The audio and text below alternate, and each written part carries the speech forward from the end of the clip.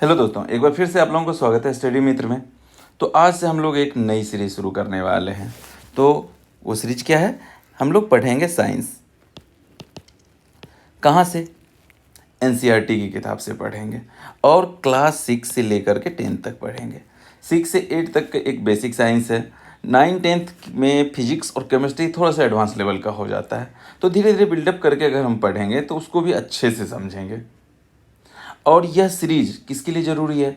वैसे लोग मतलब आप लोगों से कई ऐसे होंगे जो बोलते होंगे कि अरे साइंस थोड़ा सा हार्ड है, समझ में नहीं आता है, वीक है। तो ऐसे लोगों के लिए ये सीरीज है। और ये शुरू हम लोग कर रहे हैं, एकदम जीरो से शुरू करेंगे और कंप्लीटली एनसीईआरटी को समझेंगे।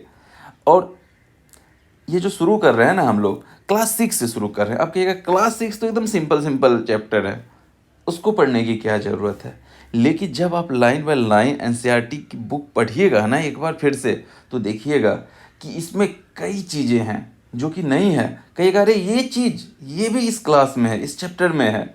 बहुत सारी नई चीज़ें सीखिएगा। और ये जो है ना, ये आपके लिए एक फंडामेंटल बेस बनाएगा, आपका कंसेप्ट क्लियर करेगा, जिससे कि आगे जो हम लोग पढ़ने वाले हैं सब अच्छे से समझ में आएगा। तो चलिए फटाफट शुरू करें। तो शुरू करते हैं क्लास 6 एनसीईआरटी की किताब से।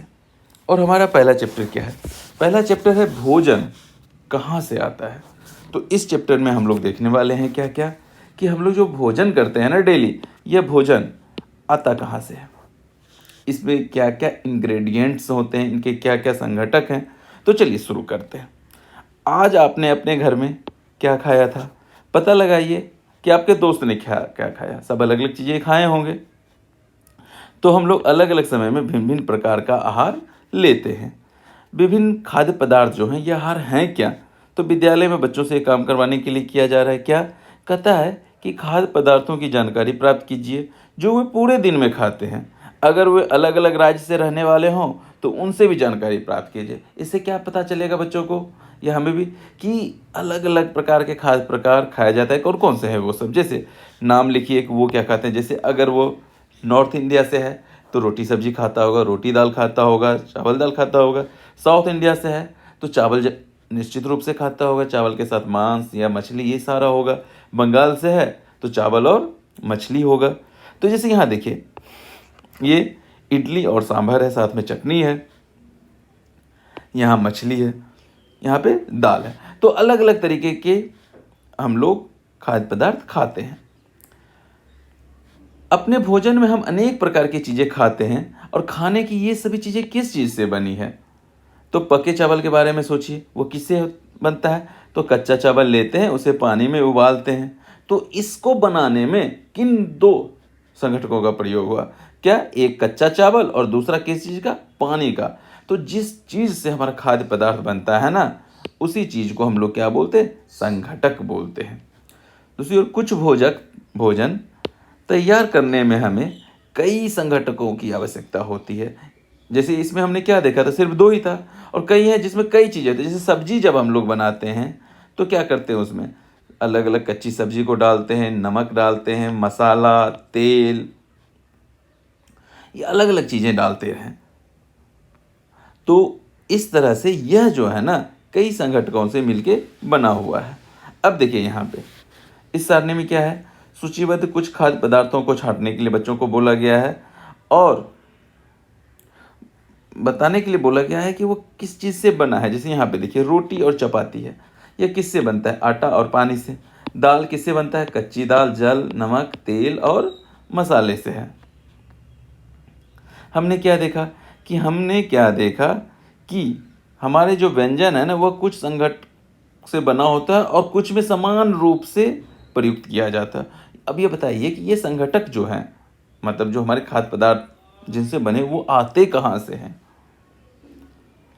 तो खाद्य सामग्री और उसके कुछ स्रोत के बारे में जानने वाले हैं।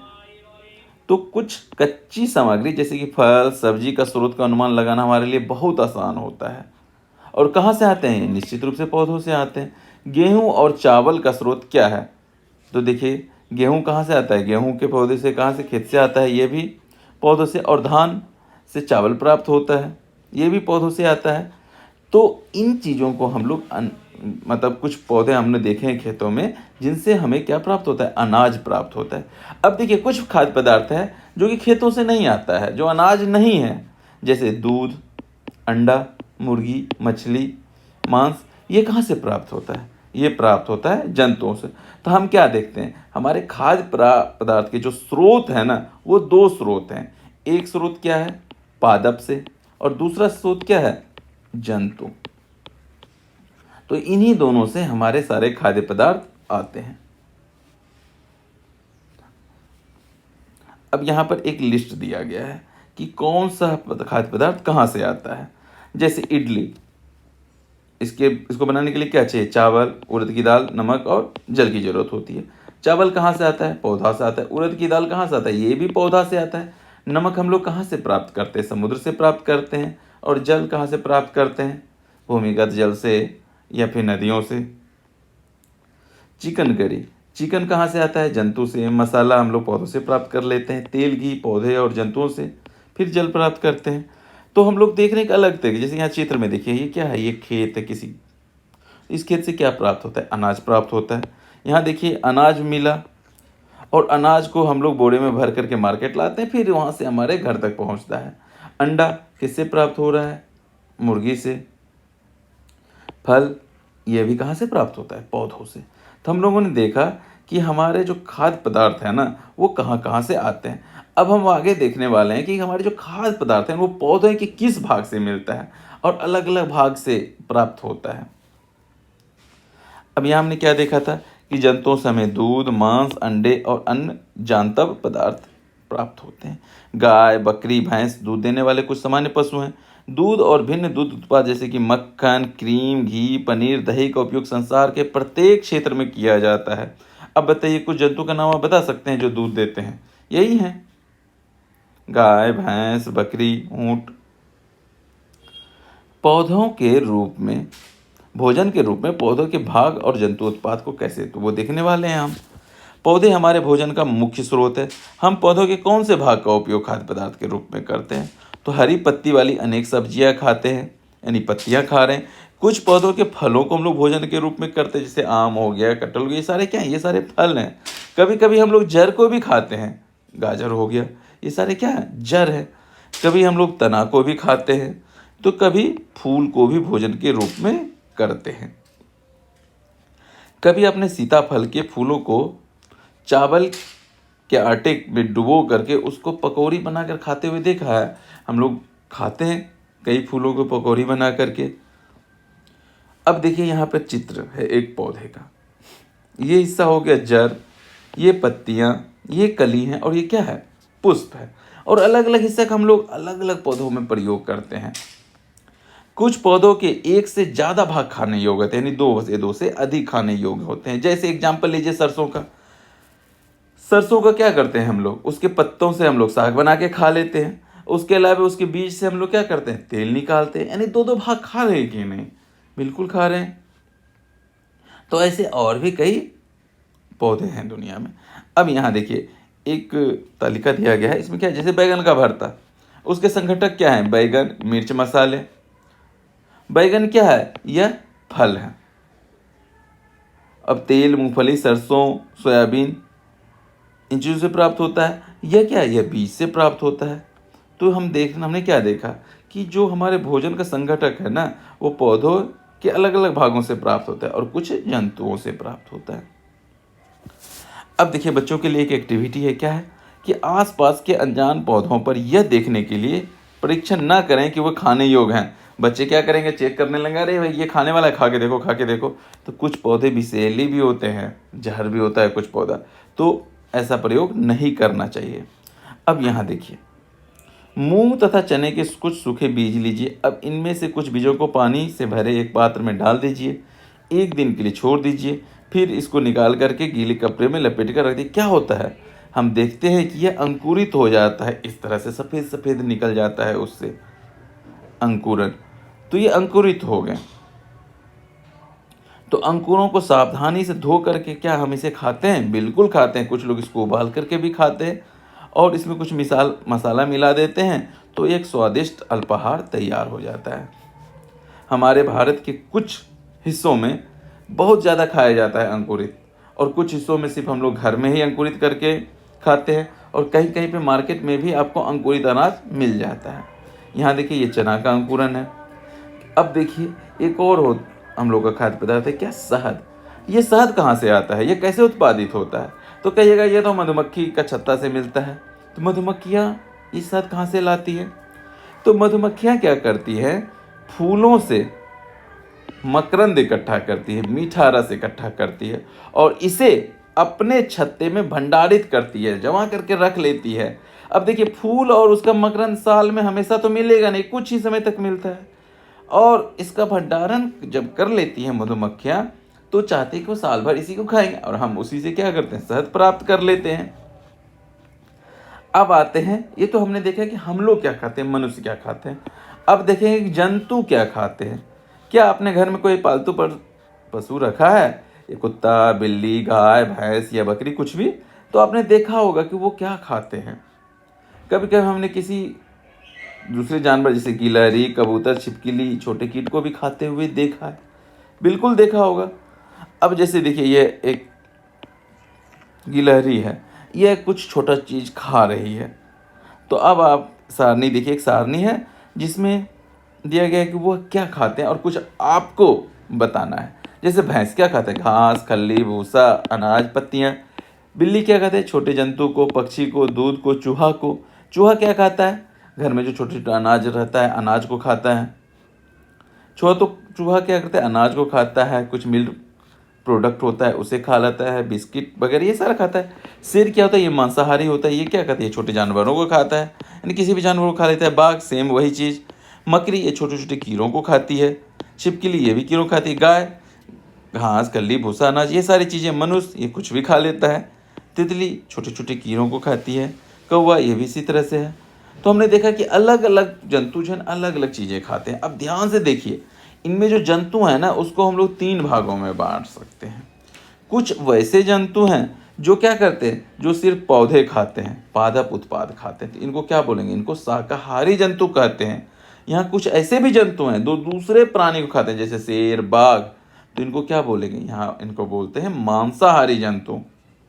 क्या आप कुछ ऐसे जंतु को जानते हैं जिनका भोजन पौधों और जंतु दोनों है? बिल्कुल जानते हैं। तो इसे क्या बोलेंगे, इसे हम लोग सर्वाहारी जंतु कहते हैं। अब जैसे एक तालिका बच्चों के लिए दिया गया कि बनाइए। शाकाहारी क्या हो गया, गाय, मांसाहारी शेर, सर्वाहारी का एग्जाम्पल है कौवा। अब पहेली जो है, एक बच्ची है, अब वो टेंशन में आ गए क्या कि मनुष्य जो है ना उसको हम किस वर्ग में रखेंगे, मांसाहारी, सर्वाहारी या शाकाहारी। हम जानते हैं कि हम में से बहुत से लोग ऐसे हैं ना जिन्हें पर्याप्त भोजन नहीं मिलता है और वो कई तरह का भोजन करते हैं। तो मनुष्य को क्या रखें, चलिए आप लोग कमेंट करके बताइए क्या है। अब यहाँ देखिए कि कुछ लोग ऐसे हैं जिन्हें पर्याप्त भोजन नहीं मिलता है, तो ऐसे उपाय करते हैं जिससे कुछ और भोजन मिल सके, जिसके द्वारा देश में अधिक खाद्य का उत्पादन किया जा सके। यही पर्याप्त नहीं होगा, बल्कि हमें ऐसे उपाय खोजने चाहिए जिससे यह सुनिश्चित हो कि यह भोजन हम में से प्रत्येक को आसानी से उपलब्ध हो। मतलब यहाँ पे एक प्रश्न पूछा गया कि कुछ लोगों को भोजन पर्याप्त मात्रा में नहीं मिलता है, तो क्या इसका कारण क्या है कि पर्याप्त मात्रा में भोजन का उत्पादन नहीं होता है। तो चलिए हम लोग उत्पादन के तरीके ढूंढ लेंगे, लेकिन उसके साथ साथ ये भी जरूरी है कि यह भोजन लोगों तक पहुंच सके, सबके पहुंच के अंदर हो। अब अगला देखते हैं हम लोग। ये जो प्रश्न है ना इसका जवाब आप लोग देखिएगा कि भारत में सब तक भोजन कैसे पहुंच सकता है कि कोई भी भूखा ना रहे। तो हमारी सरकार जो है इसके लिए कई योजनाएं भी चलाती है। अगर आपको कोई योजनाएं का नाम याद है तो कमेंट करके बताइएगा।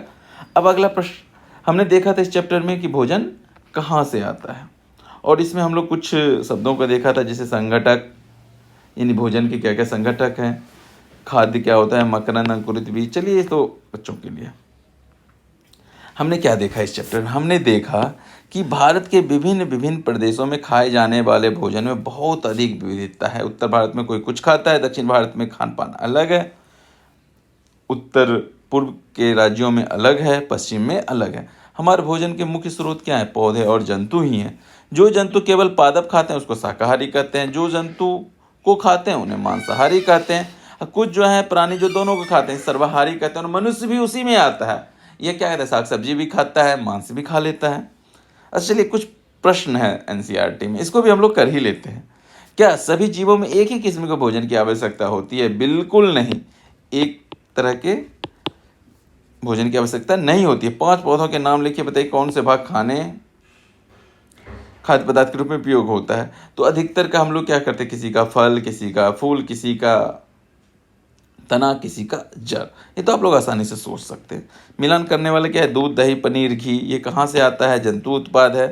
पालक, फूल गोभी, गाजर, ये क्या है, यह सब्जियां हैं। शेर, बाघ, ये क्या करते हैं, ये दूसरे जंतुओं को खाते हैं। शाकाहारी का मतलब क्या हुआ, जो पादप और पादप उत्पाद खाते हैं। बाघ क्या है, मांसाहारी जानवर है, क्योंकि केवल यह मांस खाता है। हिरन केवल पादप उत्पाद खाता है, तो इसको क्या बोलेंगे, शाकाहारी बोल देंगे। तोता पादप उत्पाद खाता है। जो पीते हैं गाय, भैंस, बकरी से, जो क्या दूध हम पीते हैं, वो क्या होता है, गाय, भैंस, बकरी से प्राप्त होता है। हम चीनी कहाँ से प्राप्त करते हैं, गन्ना से। तो देखिए, ये चैप्टर तो यहाँ पे ख़त्म हो गया, और ये बहुत छोटा चैप्टर था, जल्दी ख़त्म हो गया। लेकिन अगला चैप्टर है भोजन के घटक। इस चैप्टर में हम लोग क्या क्या पढ़ने वाले हैं, इसमें हम लोग पढ़ेंगे कि भोजन के जो घटक है ना, और कौन सा घटक हमारे शरीर के लिए आवश्यक है, और किन किन भोजन से यह घटक हमें प्राप्त होते हैं। तो ये सारी चीज़ें हम लोग देखेंगे, यानी पोषक तत्व के बारे में देखने वाले हैं। बहुत मज़ेदार चैप्टर होगा ये, तो इसे हम लोग अगले वीडियो में करेंगे। आज तो इंट्रोडक्शन वीडियो भी था, और ये पहला चैप्टर था। तो अगर आपको इसमें कुछ सुझाव देना है कि इसमें क्या सुधार करना है, या आपकी रिक्वायरमेंट क्या है, तो कमेंट करके बताइएगा। हमारे साथ बने रहने के लिए आपका बहुत बहुत धन्यवाद। जय हिंद।